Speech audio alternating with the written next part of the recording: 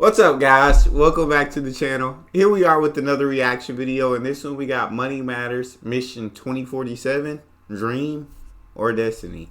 Now, before we can dive into this video, all I ask is if you guys enjoy it, then please don't forget to hit that subscribe and smash that like button. Also, if you'd like to support this channel by becoming a member, you can do so with the link in the description section. And by becoming a member, you'll have access to exclusive benefits that I think you'll enjoy. Let's dive right in.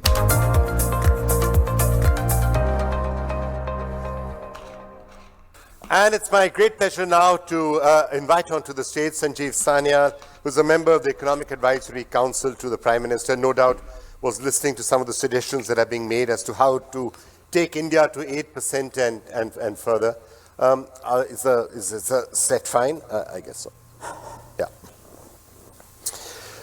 So Sanjeev Sanyal, you're a member of the Economic Advisory Council to the Prime Minister. Now, there's this clear mission 2047 that's being worked about. I mean, is it a dream? Is it our destiny? That's some of what we are going to talk about. A lot of the experts you've been talking to are saying there's a confluence of factors right now that is potentially working that could transform India's entire trajectory. It's already happened. A lot of the work has been done. A bunch of reforms have taken place. Infrastructure has been built. A few more changes need to be made. And then India can be on a trajectory that leads it towards prosperity. Are you a believer in that? Presumably you are, if you're the member of the Prime Minister's. Well, yes and no. So let me explain to you. Or there's a possible no in that also. No, because you see, people think somehow this is, there's something natural about growing at very high rates. It's not. It has to be earned. You know, and that requires consistent policy. So let me tell you why I'm very positive. Because finally, you see, the economy has reached a critical mass where the compounding process is now going to flick in our favor in a massive way. So just allow me to talk you through this. Okay. When we started our journey in 1991 as a reformed economy, we were only 260 billion as a nominal USD economy.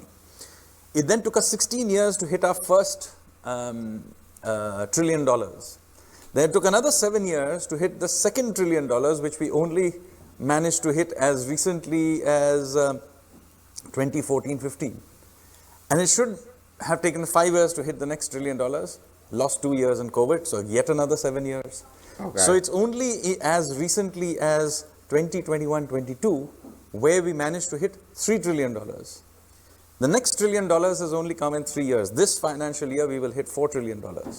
And the next $1 trillion will come in 26 months.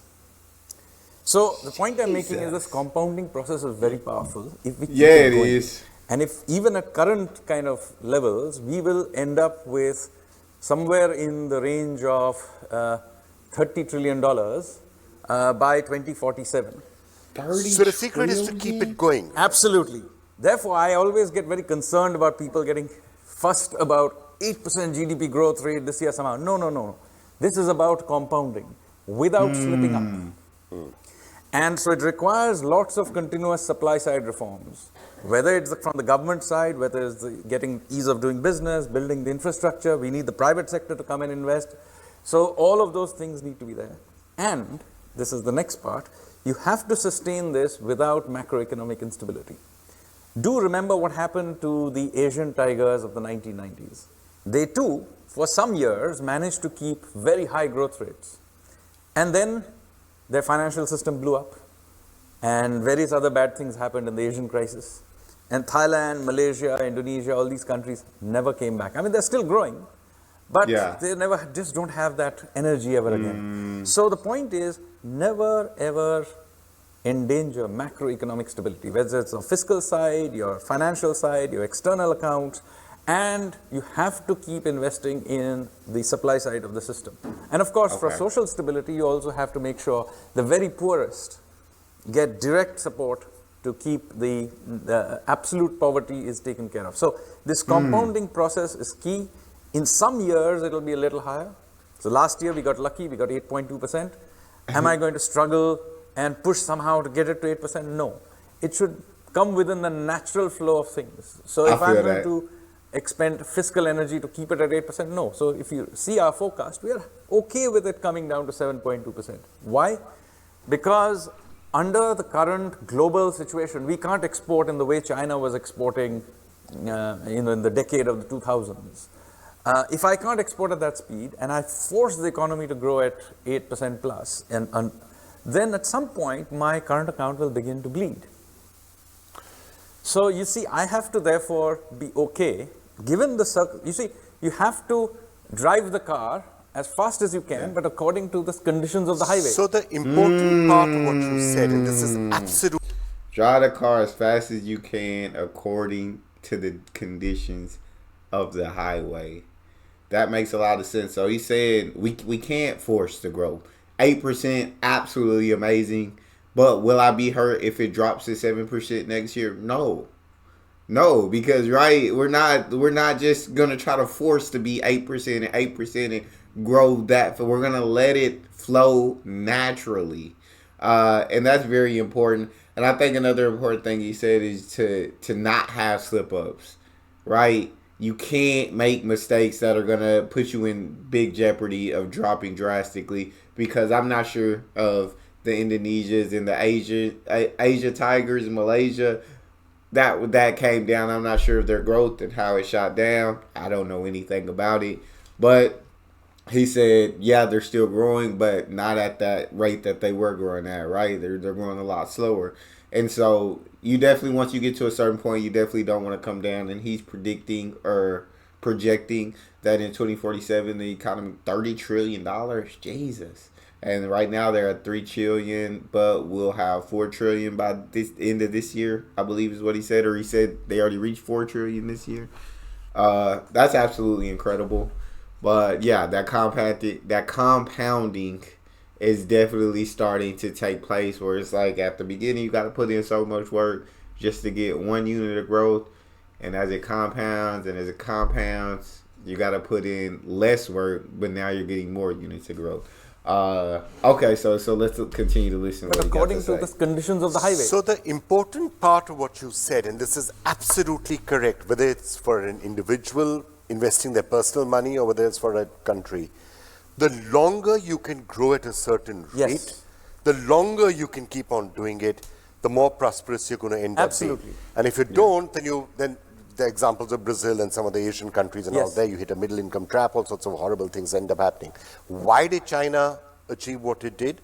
It was because it was able to grow at those rates, maybe even higher rates for a So, good times will also come. The world economy goes through cycles. At the time when the world economy suddenly begins growing for whatever reason, we will hit those 9% growth rates. But don't try and do it when the world is not growing. But the good news here in this, from an Indian point of view, is that if you look at since economic reforms, okay, you had a long period where India wasn't growing at the rates it should, but from the 91 time till now, it's been what, nearly 30 years, 32 years, we have grown at 5%, 6%, 7%. Yes, and that fairly consistent. Absolutely. What that also means is that if you can keep on doing that when your economy is a $4 trillion economy, the amount of extra product that is being created, the amount of extra economy that is being added to your economy becomes larger with every passing year. And remember, you're adding $300 billion every single year, and that starts to Now at some stage by the end of the decade, we'll be hitting $1 trillion or almost $1 trillion into the early 30s. You see? Now we are hitting $1 trillion in 26 months. The next round will be 18 months, and so on. So, it just compounds out very fast. People don't realize how powerful. And, importantly, our population has stopped growing. It's growing at, 0.4% or thereabouts. And even that is not because of birth, but because we are living longer. So, population not really growing, economy growing at this compounding pace. That's how China managed to get from a per capita income, which was very similar to ours in 1990, to where it got here. It's compounding. Right. When you're looking at the factors behind that, 2-3 things happen.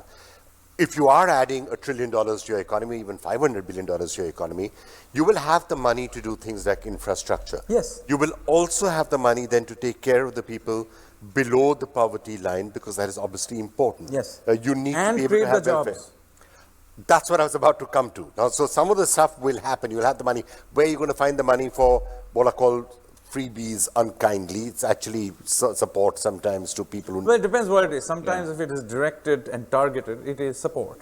If it is a generic thing, which is why I'm not a big fan of universal basic income, because you spray bulleting resources, then it is a freebie.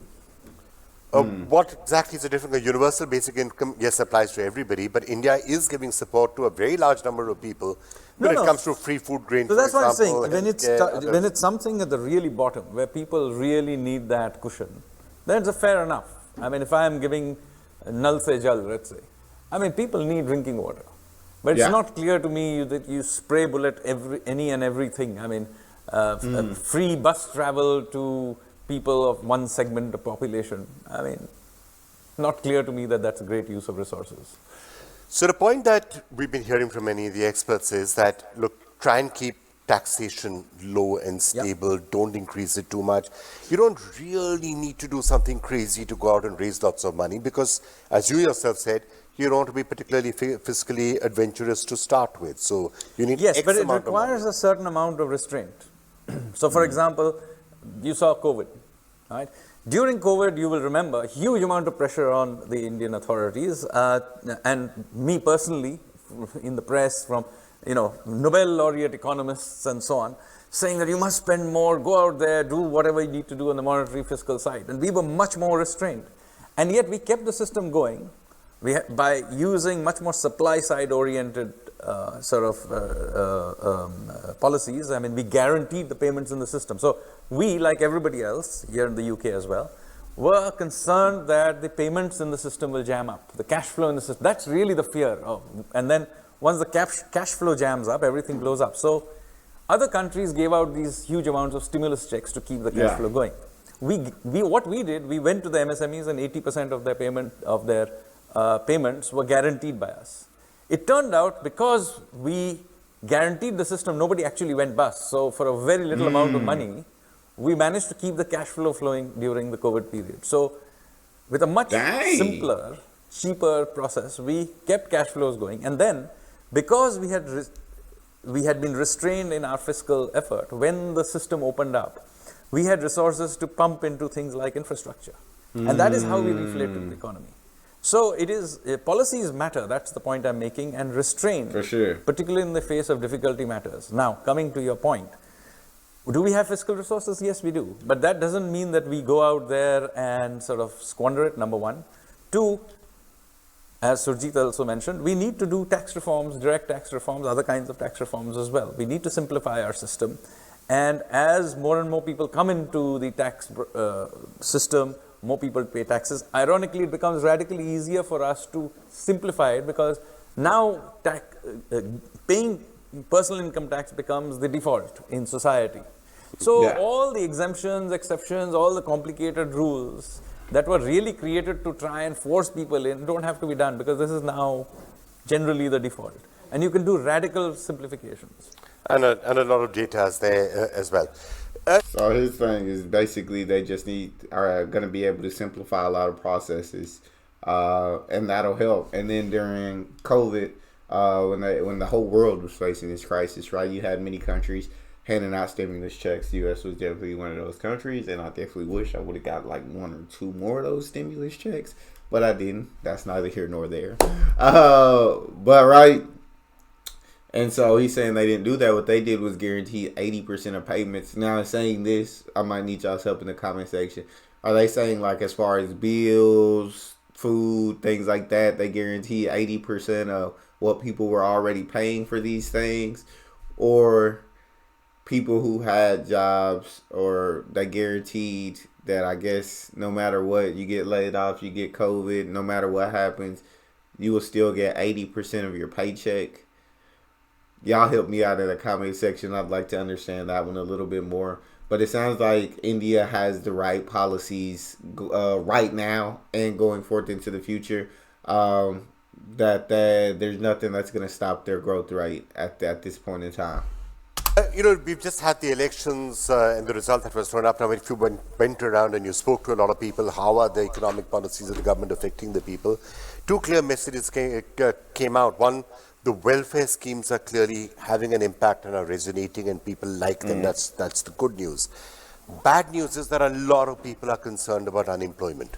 Unemployment is an issue, and if the strength of India is going to be the potential demographic dividend that we could get from a very large number of people in the working population, if you do not continue to have enough jobs for people, that becomes potentially a negative factor. Also could have a major political price, as we are seeing.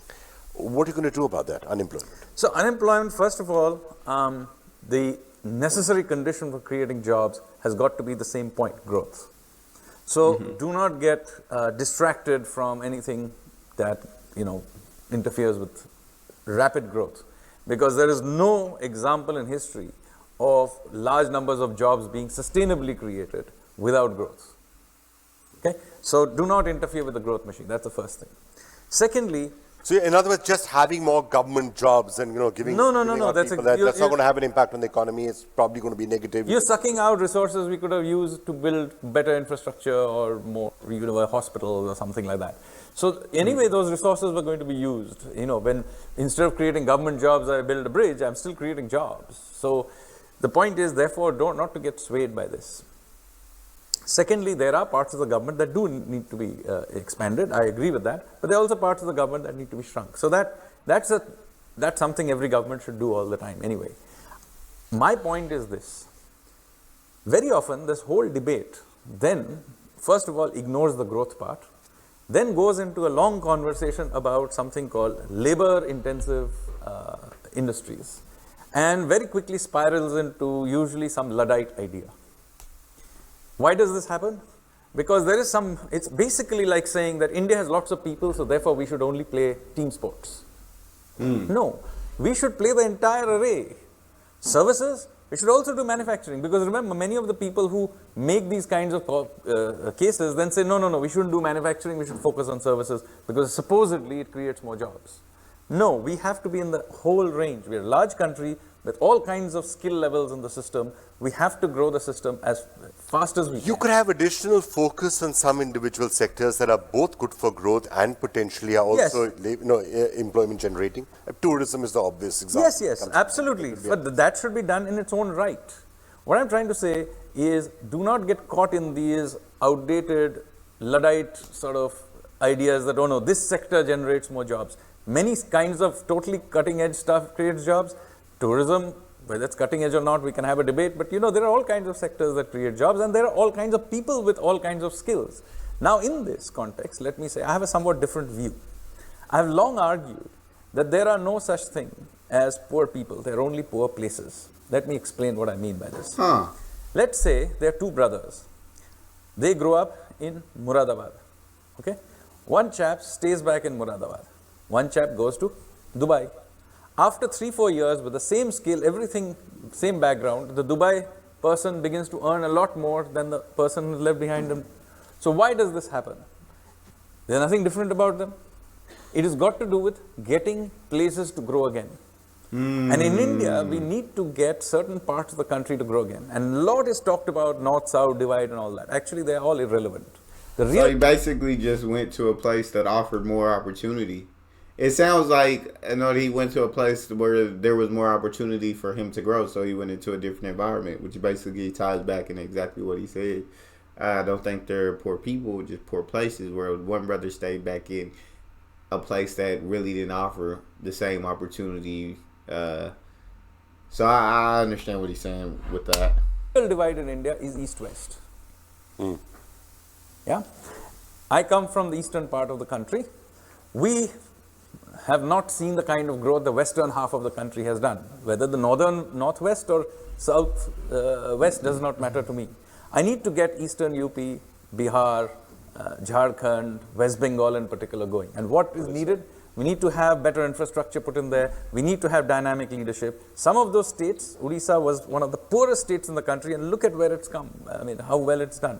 So good investments, sensible policies matter. Right. One last question I think we have time for. We were just hearing Dr. Bhalla saying this also, that the obvious next major set of reform measures that have to be rolled out. It's not that the government's not been doing it, it's been working in that direction. But that's a logical way to get the economy functioning, employment moving up, getting animal spirits in the private sector, do more and more of these ease of doing business reforms, right? Remove the old laws, clean up the entire Enforcement of contracts. Enforcement of contracts. Don't have cases that linger on for 2 decades or 3 decades. We heard it from Chris Rogers. Why would a company come to India if you feel that if I get into a problems in some court case, it's going to last for 20 years? This should be the obvious next focus. Absolutely. So, from 1991 to now, it was about getting the Indian state out of things it should not do. Now it has got to be, going forward, to get the Indian state to deliver on things it should do. Therefore, we've got to do stuff on judicial reforms, and that, of course, the government doesn't have to. Judiciary, most of it has to be done by the judiciary itself. We need to reform. So the government could take back a lot of the, half, more, 50% of the cases. Well, actually, the number is not so large, and I can debate that with you. But yes, government is a significant litigant. Administrative reforms. Yes. We need to get serious about municipal delivery of services. Yes. Right. So, a large part of the administration, if you look, the junior most segments do the things that are things like the district magistrate, one of the most junior people in the bureaucracy, and yet they are on the ground the most powerful. Yet in the scale of things of the administration, they are the juniorest most people, only 5-6 years into the service. We've got to actually flip it the other way. The senior most people should be actually municipal commissioners. A reasonably senior person should be district magistrate, and so on. So there is a lot of things we need to do in rejigging the way we think of administration. Our administrative system, it is oriented towards control. It is not oriented towards service delivery. Okay, presumably you're not going to tell us what exactly is coming in the 100-day plan, but we hope to hear a lot of this in the 100-day plan. Well, it'll take more than 100 days, but there are many things that should be there, yes.